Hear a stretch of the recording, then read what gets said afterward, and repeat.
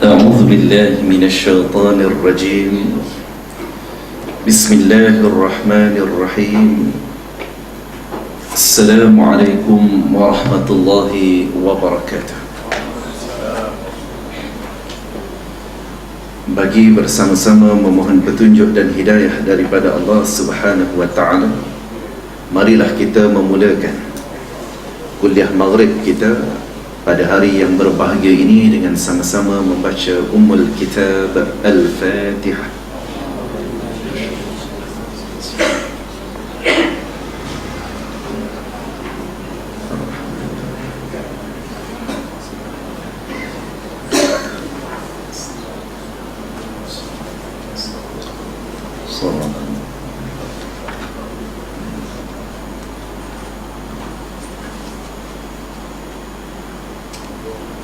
الحمد لله رب العالمين، نحمده ونستعينه ونستودعه ونستغفره، ونعوذ بالله من شرور أنفسنا وسيئات أعمالنا، إنه من يهده الله فلا مضل له، ومن يضلل فلن تجد له وليا مرشدا. أشهد ونشهد أن لا إله إلا الله وحده لا شريك له، ونشهد أن محمدا عبده ورسوله. اللهم صل على سيدنا محمد وعلى آله وأصحابه الكرام، فأما بعد.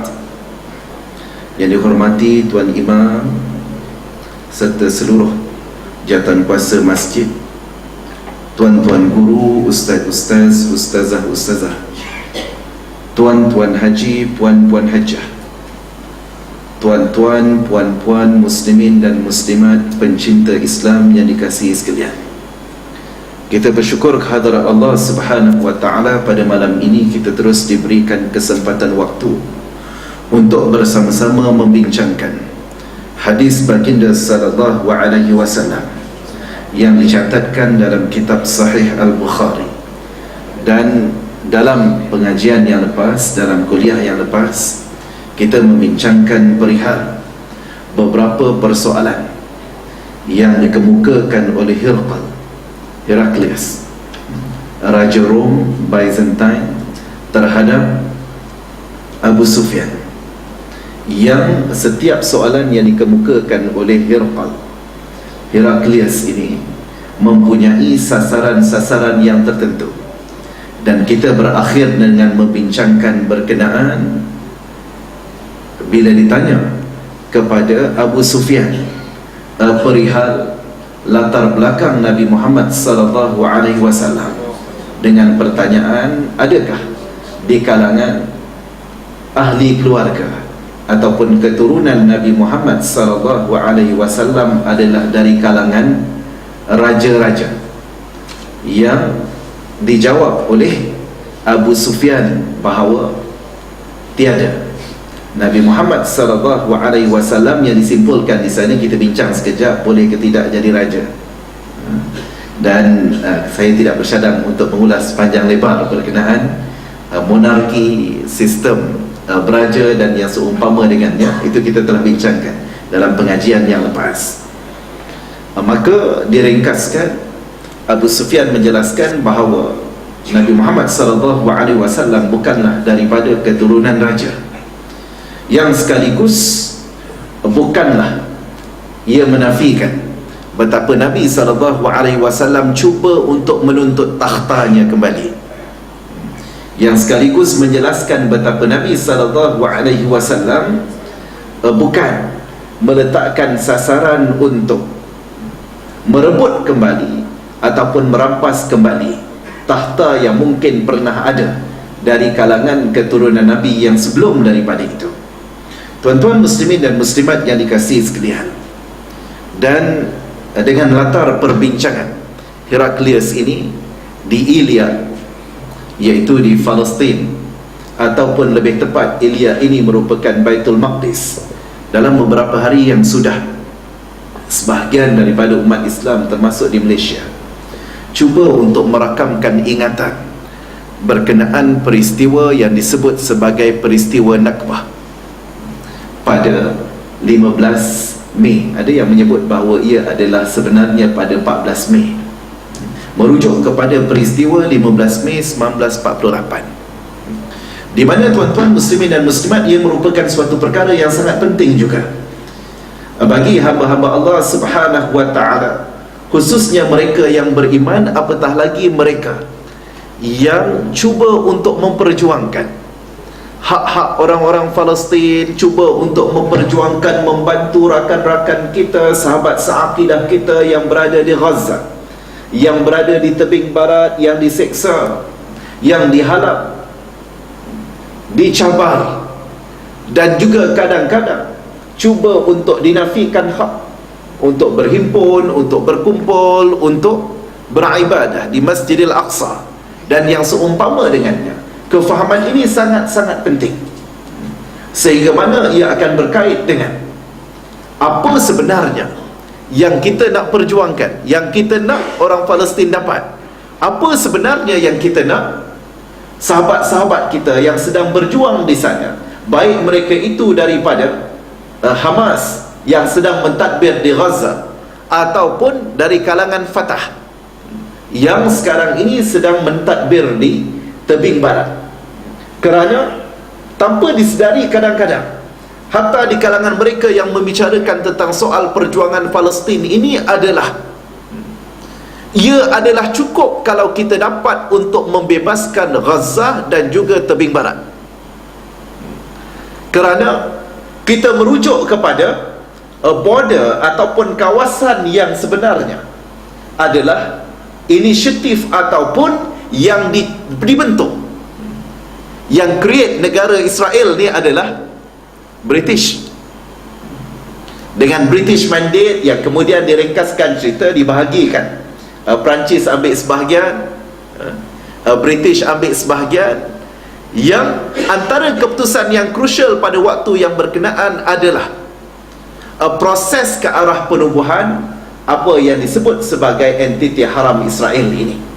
Maka tuan-tuan muslimin dan muslimat, kalau boleh untuk diringkaskan, pada peristiwa Nakbah ini, Nakbah dalam bahasa Arab, terjemahan mudahnya adalah bencana besar ataupun malapetaka.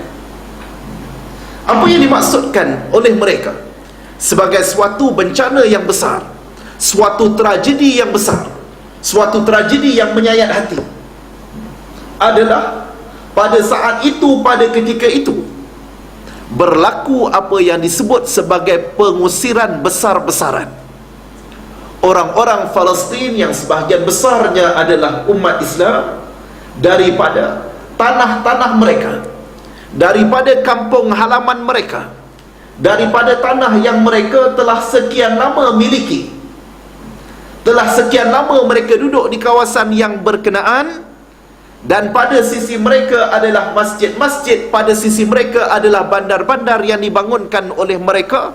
Tetapi pada peristiwa itu, dengan sebab peperangan pada tahun 1948 itu, maka mereka telah diusir dengan assumption bahawa mereka melihat, ialah biasalah perang ni berlaku di mana-mana. Maka di Palestin juga bila berlaku perang, umat Arab yang ada pada waktu itu, umat Islam yang ada pada waktu itu, melihat bahawa mereka keluar daripada kampung mereka untuk sementara perang ini ditamatkan, sementara keadaan reda, sementara keadaan akan lebih selamat dan mereka akan balik semula. Namun begitu, tanpa disangka-sangka, itulah kali terakhir mereka melihat kampung halaman mereka, tanah tumpah darah mereka, tempat kelahiran mereka. Itu adalah kali terakhir dan terakhir, yang menyebabkan hadirin dan hadirat muslimin dan muslimat, kenapa agaknya antara dalam membincangkan berkenaan dia banyak inisiatif proses damai, tawaran begitu begini dan seumpamanya, hatta dari Obama sekalipun, yang sebahagian daripada umat Islam meletakkan harapan kononnya Obama akan merintis sesuatu yang lebih baik.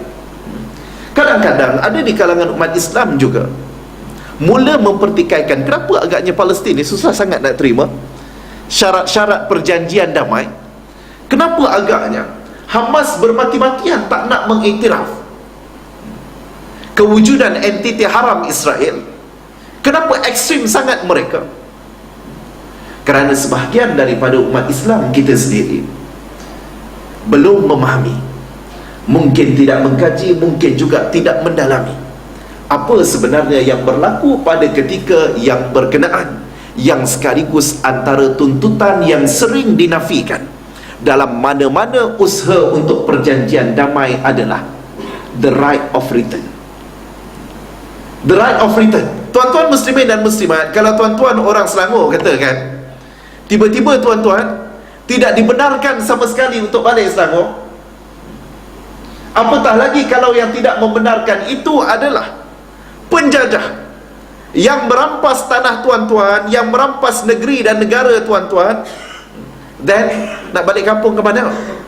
Kalau asal Kedah, orang tak bagi balik kita ke Kedah, maka itulah yang dialami oleh rakan-rakan kita, sahabat-sahabat kita di Palestin. Sebahagian mereka berasal dari kawasan, contohnya Jaffa.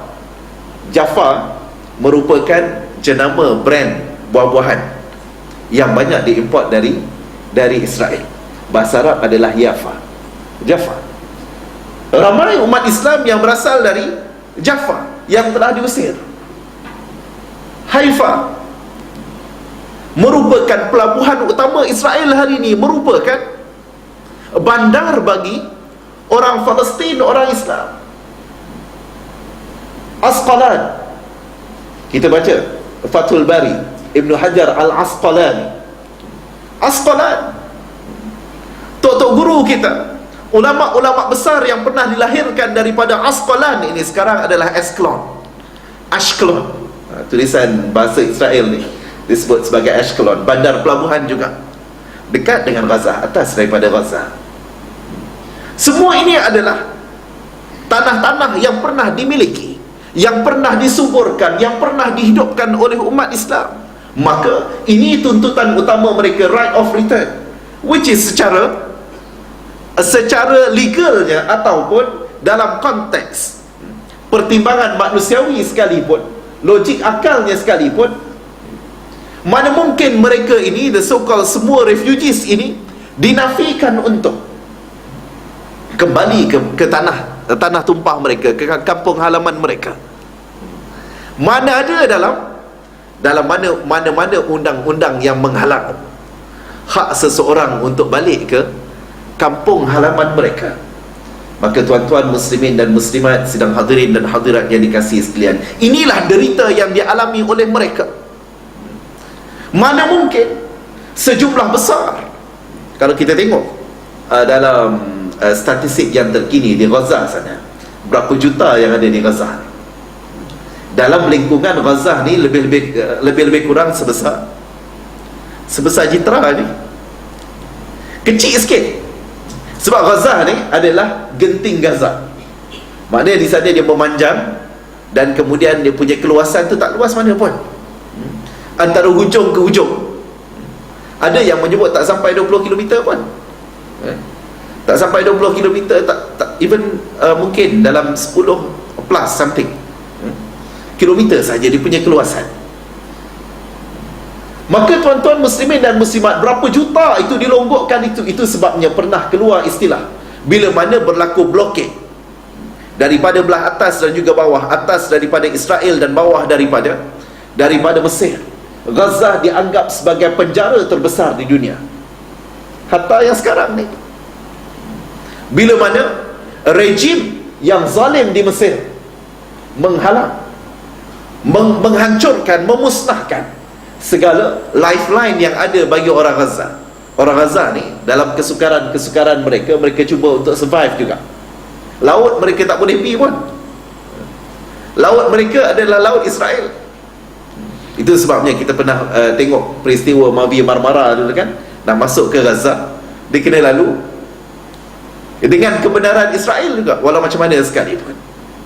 Maka di bawah mereka, kalau sebelum ni di bawah Presiden Morsi, sekurang-kurangnya membenarkan penyaluran bantuan dan seumpamanya, sekarang ni adalah sangat-sangat sukar atas, of course, Israel.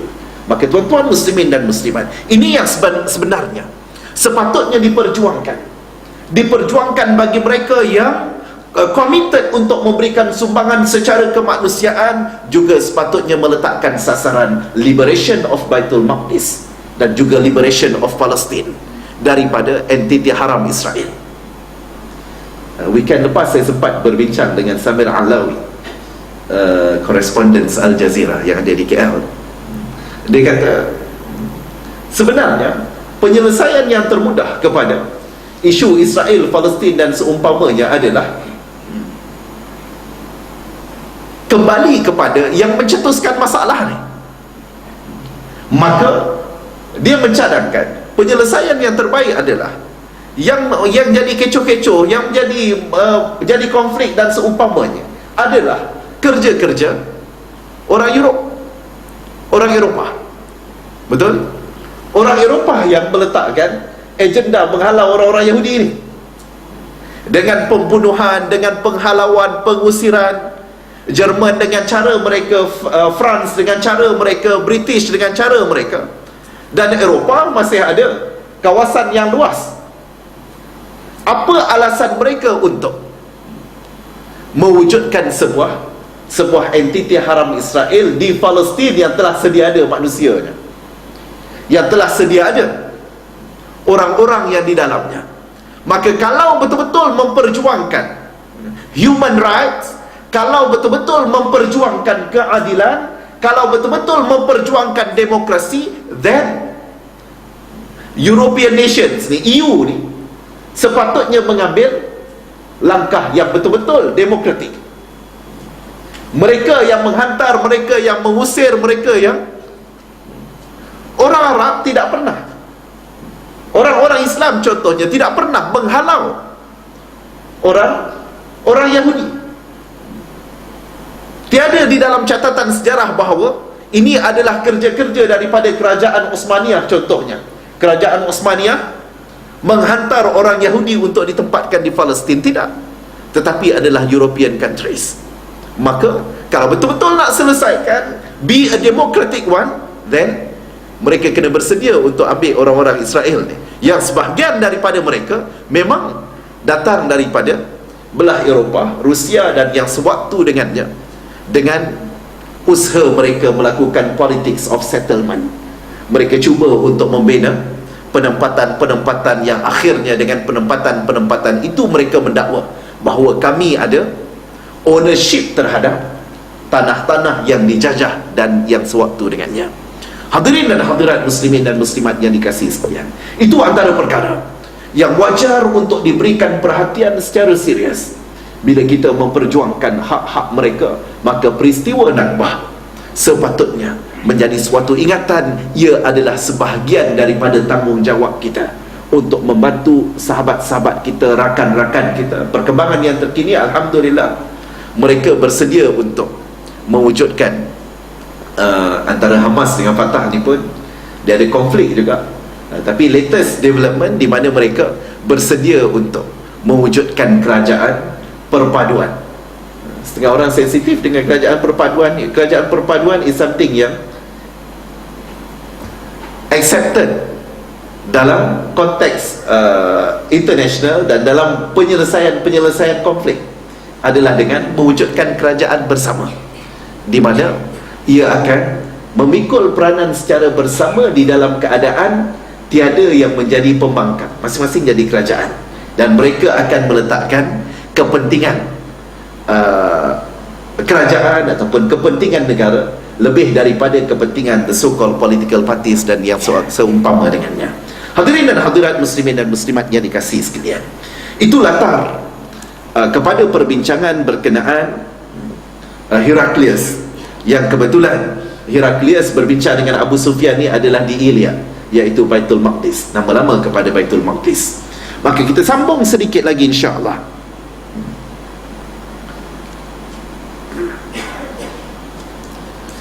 Dengan pertanyaan yang seterusnya. Pertanyaan daripada Heraklius tanya kepada Abu Sufyan, adakah kamu pernah menuduh Muhammad ini Nabi Muhammad ini sebagai pendusta.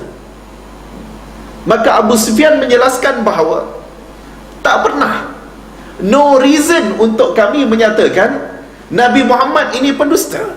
Malah sejarah mencatatkan bagaimana orang-orang Quraisy cukup respect kepada Nabi Muhammad sallallahu alaihi wasallam sehingga menggelar Nabi Muhammad sebagai Al-Amin, iaitu orang yang boleh untuk diberikan kepercayaan, orang yang amanah. Sehingga Nabi Muhammad sallallahu alaihi wasallam diberikan kepercayaan untuk menjadi penyelesai kepada konflik yang berlaku. Mereka berebut untuk meletakkan kembali Hajarul Aswad dalam peristiwa banjir di Kaabah, banjir di Mekah pada waktu itu, sehingga menyebabkan Hajarul Aswad terkeluar daripada tempat letaknya. Maka hadirin dan hadirat muslimin dan muslimat yang dikasihi sekalian, bila mana ditanya oleh Heraklius, maka Abu Sufyan kata bahawa tak pernah kami menuduh Nabi Muhammad sebagai seorang pendusta. Maka tahulah aku, yakni Heraklius, bahawa dia tidak akan meninggalkan dusta terhadap manusia, kemudian mahu berdusta pula terhadap Allah Subhanahu wa ta'ala. Maknanya di sana Nabi Muhammad sallallahu alaihi wasallam membenarkan ciri-ciri sifat yang ada pada seorang rasul yang diutuskan oleh Allah Subhanahu wa ta'ala, iaitu As-Siddiq. Benar kan sifat wajib Nabi sallallahu alaihi wasallam, rasul yang diutuskan oleh Allah Subhanahu wa ta'ala, yang pertama adalah Siddiq. Benar, Nabi Muhammad sallallahu alaihi wasallam tidak perlu melakukan penipuan di dalam menyampaikan seruannya. Ini adalah kewajipan para nabi. Maka tuan-tuan muslimin dan muslimat yang dikasihi sekalian, bagi mereka yang bercita-cita ataupun sedang memikul amanah kepimpinan, maka ini merupakan suatu penekanan yang sangat berat diberikan. Bagi mereka yang memegang amanah, maka As-Siddiq adalah suatu kemestian. Jangan menipu orang yang kita pimpin. Contohnya, kalau kita memimpin sebuah organisasi dengan menggunakan data-data, dengan sebab ahli-ahli kita ataupun orang yang kita pimpin tak berapa faham sangat statistik, matematik dan seumpamanya, jangan menipu mereka. Kalau katakan orang yang kita pimpin adalah mereka yang tidak fasih bahasa Arab, maka kita menggunakan ayat-ayat yang indah-indah, hadis-hadis dengan ucapan-ucapan yang bersulam hadis Al-Quran dalam keadaan makmum kita tak faham, orang yang kita pimpin tidak faham, semata-mata untuk mengelirukan mereka dengan pelbagai hujah dan dakwaan semata-mata, sebagaimana yang berlaku di Mesir pada hari ini. Tuan-tuan muslimin dan muslimat yang menyokong kezaliman As-Sisi, yang sekarang ni dah start berlaku pilihan raya presiden. Pilihan raya presiden yang dilaporkan, katanya As-Sisi mendapat sokongan 97%, 80% plus. Dia start pilihan raya presiden di kawasan luar Mesir. Antara yang dilaporkan di Indonesia, mana orang Mesir di Indonesia lah, dalam 90% sokong As-Sisi. Dia lebih dahsyat lagi daripada Husni Mubarak dulu. Maka tuan-tuan muslimin dan muslimat yang dikasihi sekalian, dan antara lidah-lidah, suara-suara yang menyokongnya, dia bukanlah wajah-wajah yang brutal, wajah-wajah yang ganas semata-mata, tetapi juga adalah daripada kalangan ulama Al-Azhar. Yang saya keluaran daripada Al-Azhar juga, tetapi saya menyatakan secara tegas, kezaliman walaupun daripada lidah Azhari adalah kezaliman yang bakal dihakimi oleh Allah Subhanahu wa ta'ala. Lalu muslimin dan muslimat yang dikasihi sekalian, maka ini penegasan daripada Rasulullah sallallahu alaihi wasallam dalam penceritaan berkenaan hadis ini, menjelaskan betapa pentingnya amanah dengan ilmu, benar dengan percakapan, benar dengan ungkapan-ungkapan yang digunakan. Malah kalau sekiranya, hatta contohnya dalam pengajian, kalau katakan tersilap membaca ayat Allah Subhanahu wa ta'ala, membaca hadis Nabi sallallahu alaihi wasallam, seorang ulama besar macam mana sekalipun, maka kewajipannya adalah untuk bersedia menarik balik kalau terkeluar kenyataan-kenyataan, pandangan-pandangan yang salah. Sebab itu kita belajar daripada Imam Malik contohnya. Bila ditanya puluhan soalan, Imam Malik seorang ulama besar yang hafal Al-Quran, yang hafal hadis baginda sallallahu alaihi wasallam, tetapi yang memang beliau tidak dapat memberikan jawapan yang tepat, maka Imam Malik mengambil sikap untuk menjawab minoriti soalan yang dia betul-betul confident, betul-betul tepat boleh untuk diberikan jawapan, dan bukannya memandai-mandai. Ataupun walaupun kalau katakan Imam Malik bagi pandangan dalam keadaan murid-muridnya pastinya kurang ilmunya berbanding dengan Imam Malik, mungkin sebahagian daripada mereka akan rasa is okay daripada Imam Malik.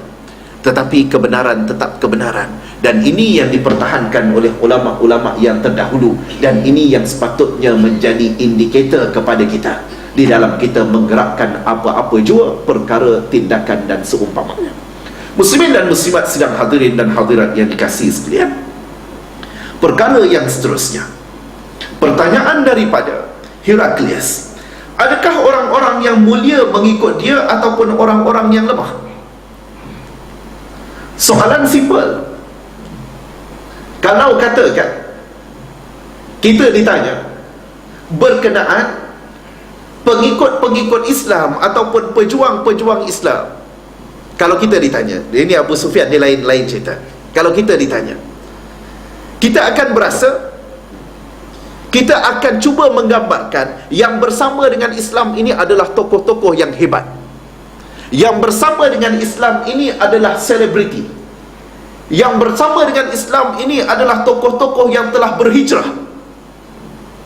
Tetapi tuan-tuan muslimin dan muslimat, bila ditanya oleh Heraklius kepada Abu Sufyan, siapa pengikut-pengikut Nabi Muhammad sallallahu alaihi wasallam, maka dijawab oleh Abu Sufyan bahawa yang bersama-sama dengan Nabi Muhammad sallallahu alaihi wasallam adalah orang-orang yang lemah.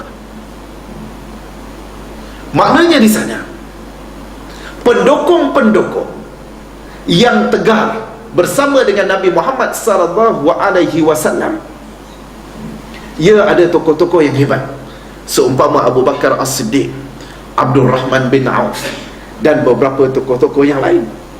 Namun begitu, majoriti yang bersama dengan Nabi Muhammad sallallahu alaihi wasallam adalah watak-watak seumpama Bilal bin Rabah, Ammar bin Yasir, hatta Mus'ab bin Umair. Mus'ab adalah seorang keturunan bangsawan, namun begitu dengan sebab Islamnya, maka keluarga dia telah disassociate, tak mengaku, kira kena halau daripada keluarga.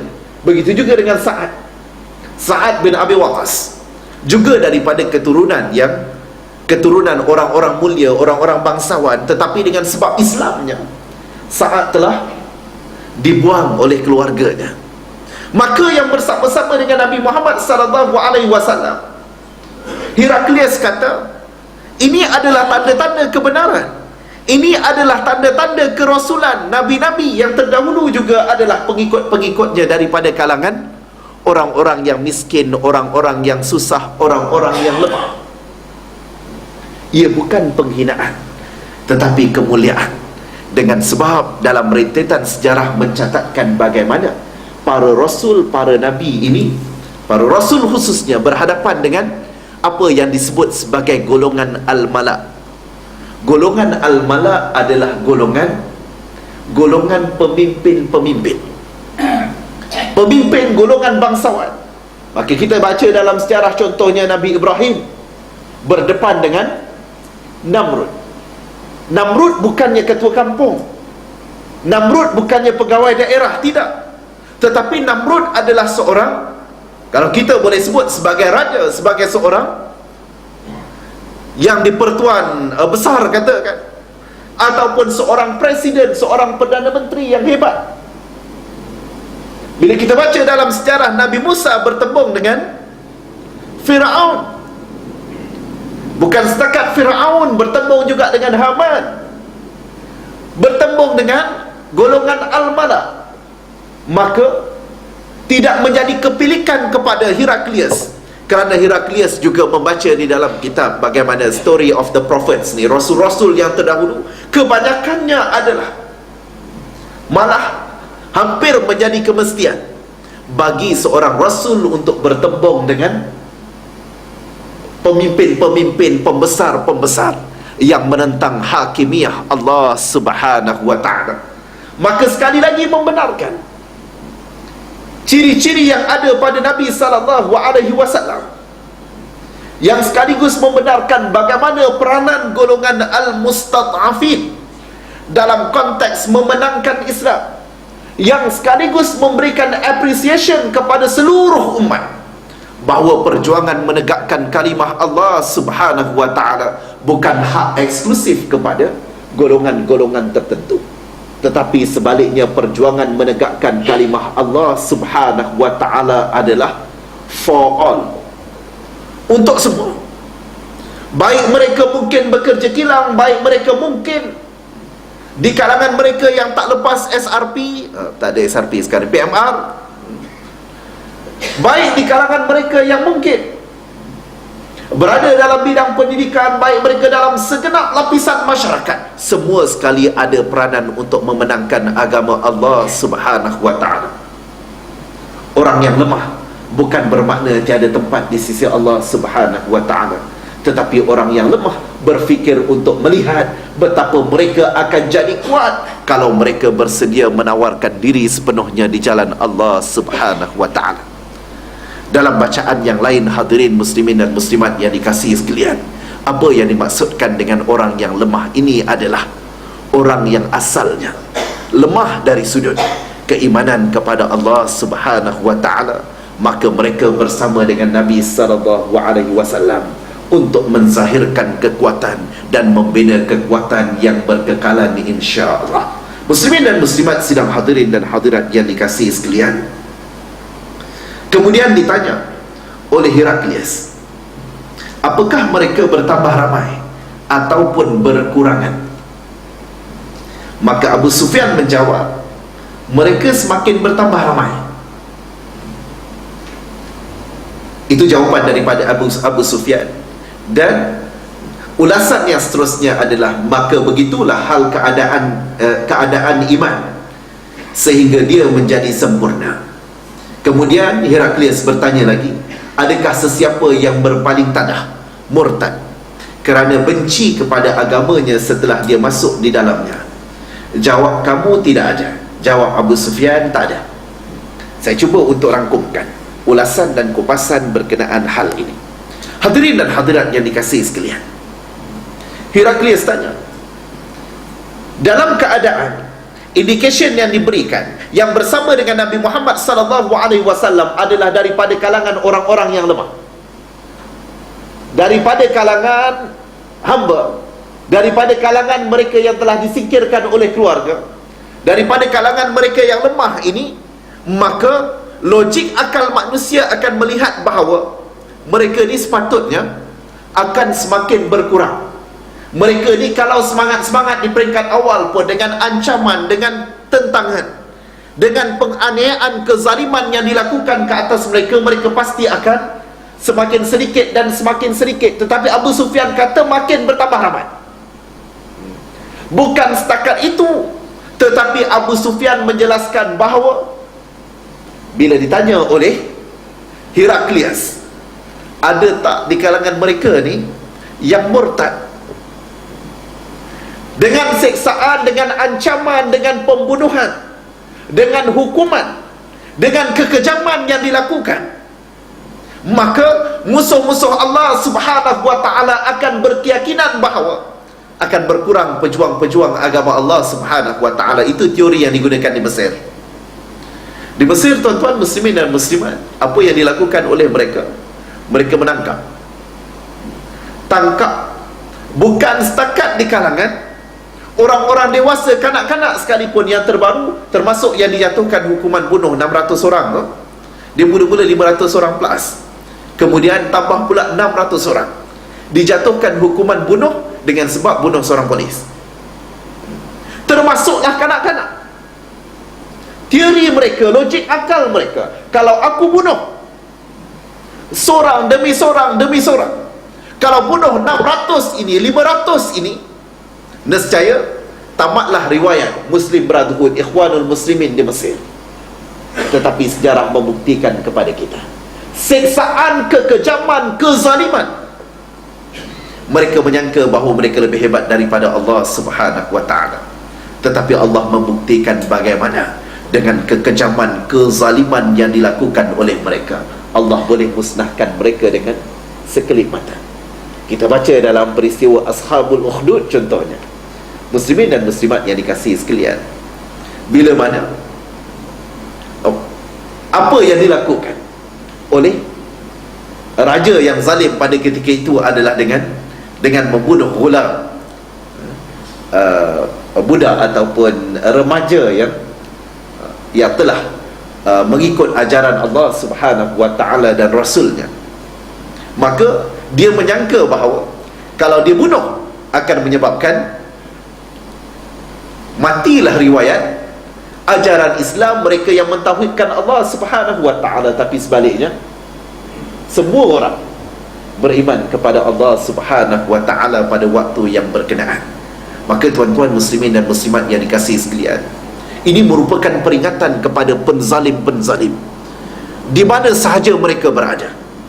Walaupun logik akal mereka, teori mereka adalah membunuh, mencantas, memenjarakan adalah jawapan kepada kebangkitan kebenaran di sisi Allah Subhanahu wa ta'ala. Percayalah, bukan sekadar tangan-tangan manusia yang akan menghukum mereka, tetapi hukuman daripada Allah Subhanahu wa ta'ala kadang-kadang dihadirkan di atas muka bumi ini lagi. Maka tuan-tuan muslimin dan muslimat yang dikasihi sekalian, ini merupakan suatu peringatan agar kita berhati-hati, terutamanya mereka yang diberikan amanah kepimpinan, agar jangan sesekali melakukan kezaliman kepada mana-mana pihak sekalipun. Dan bila mana Heraklius menjelaskan lagi, bertanya lagi, dan Abu Sufyan menjelaskan, tak ada seorang pun daripada kalangan mereka ini yang murtad. Tuan-tuan muslimin dan muslimat yang dikasihi sekalian, ini merupakan suatu panduan kepada kita khususnya. Nabi Muhammad SAW dalam penceritaan Abu Sufyan ini adalah pada kedudukan Nabi Muhammad bersama dengan kelompok minoriti. Maknanya kumpulan yang kecil, bukan kumpulan penguasa, kumpulan mereka yang diperintah, mereka yang dizalimi, mereka yang dianiaya, mereka yang dikejami. Namun begitu, tak ada seorang pun yang bersama dengan Nabi Muhammad SAW murtad. Walaupun mereka dizalimi, walaupun mereka diancam, walaupun mereka dikejami. Maka menjadi pengajaran kepada kita pada hari ini, bila berdepan dengan gejala riddah, gejala murtad yang melata, ada sebahagian daripada anak-anak orang Islam bertukar menjadi Kristian. Ada sebahagian daripada anak-anak orang Islam bertukar menjadi Hindu. Ada sebahagian daripada anak orang Islam, dia bertukar, berpegang kepada tak ada agama. Maka mereka akan menyandarkan diri mereka kepada macam-macam pegangan, ideologi dan yang seumpama dengannya yang jauh daripada Islam. Maka tuan-tuan muslimin dan muslimat yang dikasihi sekalian, kadang-kadang kita perlu untuk mengkaji berapa ramai agaknya yang jadi Kristian ini dengan sebab baca Bible. Berapa ramai di kalangan mereka contohnya yang jadi Hindu ni dengan sebab hafal kitab Weda. Berapa ramai di kalangan mereka ni yang bertukar agama ataupun meleraikan diri daripada Islam dengan sebab mereka dipengaruhi dengan the so-called da'ayah yang disampaikan. Maka kalau kita buat kajian secara mendalam, sebenarnya bukan semata-mata baca Bible, malah antara yang paling besar, yang paling utama adalah mereka bertukar agama selain daripada perkahwinan adalah dengan tawaran-tawaran wang, duit yang ditawarkan kepada mereka pada ketika mana mereka sangat desperate untuk hidup. Sebahagian daripada mereka mudah sangat untuk tukar kepada Kristian contohnya, bila ditawarkan begitu begini dan seumpamanya. Maka kita melihat Nabi Muhammad SAW bersama dengan para sahabat, kekejaman yang dilakukan itu sangat dahsyat, yang kalau nak murtad pada waktu itu memang kita boleh terima secara logiknya. Hatta di dalam Al-Quran disebut bagaimana bila berlaku kekejaman, kezaliman yang melampaui batas ini sampai ke peringkat boleh menyebabkan hilang nyawa, maka adalah suatu kelonggaran kepada orang-orang yang beriman untuk mengekalkan iman dalam diri mereka tetapi melafazkan kufur dalam lidah mereka. Semata-mata kalau bila diseksa sampai ke peringkat boleh menghilangkan nyawa, maka ada dibenarkan dengan rukhsah. Ini dalam peristiwa yang berlaku kepada Ammar bin Yasir. Namun tuan-tuan muslimin dan muslimat, tak ada di kalangan mereka yang murtad, yang sekaligus merupakan suatu wake up call kepada kita yang beriman ini. Sejauh mana kita berperanan untuk menjaga iman saudara-saudara kita, rakan-rakan kita, jiran-jiran kita, sahabat handai kita. Selain daripada peranan daripada contohnya jabatan agama, contohnya majlis agama, pusat agihan zakat dan macam-macam lagi, bagaimana masing-masing berperanan untuk mempertahankan akidah ummah yang dalam banyak keadaan secara jujur umat Islam sendiri kurang berperanan untuk mempertahankan akidah ummah masyarakat kita yang lain, rakan-rakan kita yang lain yang mungkin diuji dengan keadaan-keadaan yang sedemikian rupa. Malah baru-baru ni dicatatkan berkenaan mahligai mereka di bawah jabatan kan.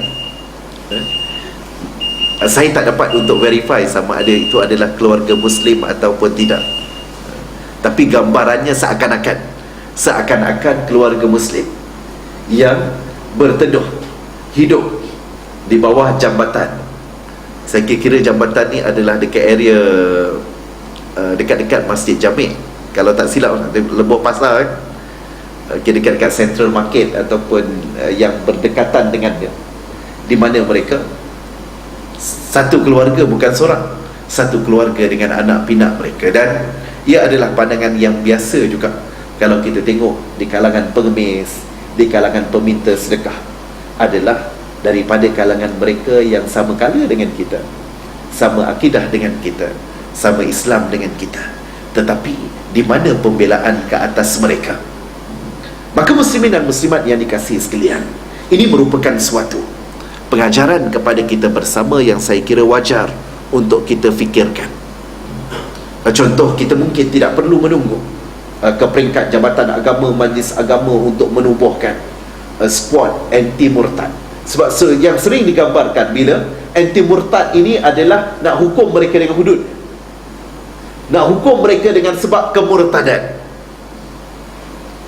Tetapi kita cuba untuk, instead of kita menjadi sangat-sangat defensif, tetapi kita cuba untuk bergerak membina akidah umat kita kembali, di mana kita mungkin boleh untuk menggerakkan, memastikan daripada kalangan anak-anak kita, kawan-kawan anak-anak kita dan seumpamanya, cuba untuk dibina dengan tunas-tunas akidah yang benar, kefahaman yang benar, sehingga mereka benar-benar meyakini apa yang mereka anuti sebagai Islam. Kerana sama ada suka ataupun tidak suka, sebahagian besar daripada umat Islam yang ada di tanah air kita adalah mereka yang lahir jadi Muslim dengan sebab parents mereka Muslim. Maka kadang-kadang ada sebahagian daripada mereka yang gagal untuk menghayati dan gagal untuk menghargai apa yang mereka dapati daripada Islam dengan sebab mungkin kesibukan mak bapak masing-masing, mungkin juga dengan perhatian yang kurang diberikan kepada mereka, sehingga mereka sebenarnya Islam pada nama sahaja, wal'iyyazubillah. Muslimin dan muslimat sidang hadirin dan hadirat yang dikasihi sekalian, saya kira cukup sekadar tu perkongsian untuk kali ini. InsyaAllah kita akan sambung lagi, dengan sebab hadis ni panjang, mungkin kita habiskan dalam berbulan-bulan, sekali sebulan kan. Jadi saya kira mungkin dalam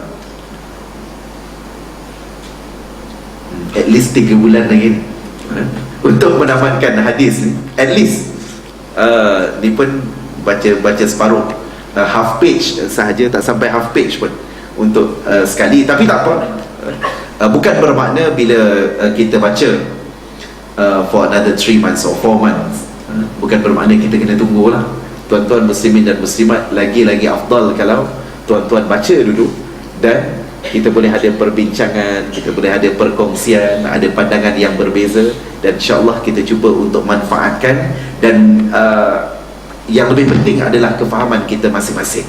Dan antara cara kita untuk membina kefahaman yang lebih baik adalah dengan kita baca dulu, dengan kita mungkin tengok dulu mana-mana persoalan yang mungkin perlu untuk dikemukakan, untuk dibicarakan, so that kita akan mendapat kefahaman yang lebih jitu, dan juga kemampuan kita masing-masing. Dengan harapan bila kita baca Sahih Bukhari ni, maknanya tuan-tuan muslimin dan muslimat paling kurang balik rumah boleh mengajar Sahih Bukhari kepada anak-anak kita, isteri kita, yang mungkin yalah, isteri kita ditinggalkan di rumah untuk jaga anak-anak, untuk sediakan makanan dan seumpamanya, so that kita boleh untuk berkongsi dengan mereka, membaca, murajaah, dan pastinya ia akan dapat untuk mengurangkan sekurang-kurangnya daripada kita sibuk dengan gosip liar, mengumpat, dan perkara-perkara yang sewaktu dengannya. Mudah-mudahan Allah rahmati pertemuan kita, dan Allah Subhanahu wa ta'ala terus menjadikan kita mereka yang sangat cinta kepada agama Allah Subhanahu wa ta'ala,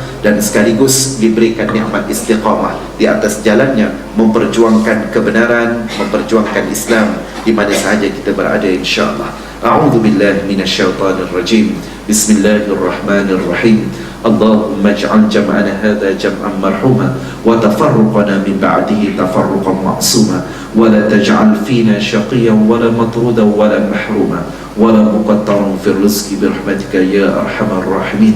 Ya Allah, ya Tuhan kami, ampuni dosa-dosa kami ya Allah, ampuni dosa kedua ibu bapa kami ya Allah, ampuni dosa anak-anak dan isteri kami ya Allah, ampuni dosa ahli keluarga kami ya Allah, ampuni dosa jiran-jiran kami ya Allah, sahabat handai kami ya Allah. Ya Allah, ya Rahman, ya Rahim, kami serba lemah dan serba kekurangan ya Allah. Justru berikan kami kekuatan ya Allah untuk memperjuangkan agama-Mu ya Allah, untuk menghayati agama-Mu ya Allah, untuk menambahkan amal ibadah kami ya Allah.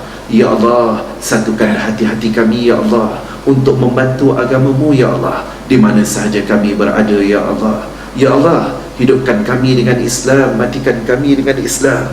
Hidupkan kami dengan iman, matikan kami dengan iman ya Allah. Berikan kami rezeki yang barakah ya Allah. Berikan kami kejayaan di dunia dan di akhirat ya Allah. Ya Allah, ya Rahman, ya Rahim, kami lemah dan serba kekurangan ya Allah, namun kami tak sanggup untuk dihumbankan ke dalam api neraka-Mu ya Allah. Justru ya Allah, ampuni kami ya Allah, selamatkan kami daripada murka-Mu ya Allah, jauhkan kami daripada berterusan melakukan kemungkaran di atas muka bumi-Mu ya Allah, jauhkan kami daripada dosa dan maksiat ya Allah, jauhkan kami daripada kufur dan syirik ya Allah, jauhkan kami daripada munafik ya Allah, jauhkan kami daripada bersekongkol dengan kezaliman ya Allah. Ya Allah, ya Rahman, ya Rahim, ya Dzal Jalali wal Ikram, ampuni kami ya Allah, terimalah kami ya Allah, terimalah kami ya Allah, terimalah kami ya Allah. Ya Allah, ya Rahman, ya Rahim, ya Dzal Jalali wal Ikram, Rabbana afrigh 'alaina sabra wa tsabbit aqdamana wansurna 'alal qaumil kafirin, wansurna 'alal qaumil fasiqin, wansurna 'alal qaumil zalimin. Wa sallallahu 'ala sayyidina Muhammad wa 'ala alihi wa sahbihi wa sallam, walhamdulillahi rabbil alamin. Segala yang baik itu datangnya daripada Allah Subhanahu wa ta'ala, yang sebaliknya daripada kelemahan saya sendiri mohon keampunan daripada Allah. Kalau ada perkara yang lari daripada landasan kebenaran, terutamanya dalam mengupas ayat Allah Subhanahu wa taala dan hadis baginda sallallahu alaihi wasallam, minta maaf kepada tuan-tuan muslimin dan muslimat kalau ada salah dan silap. Wallahu a'lam bis-shawab. Aqulu qawli hadza wa astaghfirullah azim li wa lakum wa billahi al-hidayah wat taufiq. Wassalamu alaikum warahmatullahi wabarakatuh. Kita tangguhkan dengan tasbih kafarah dan suratul As.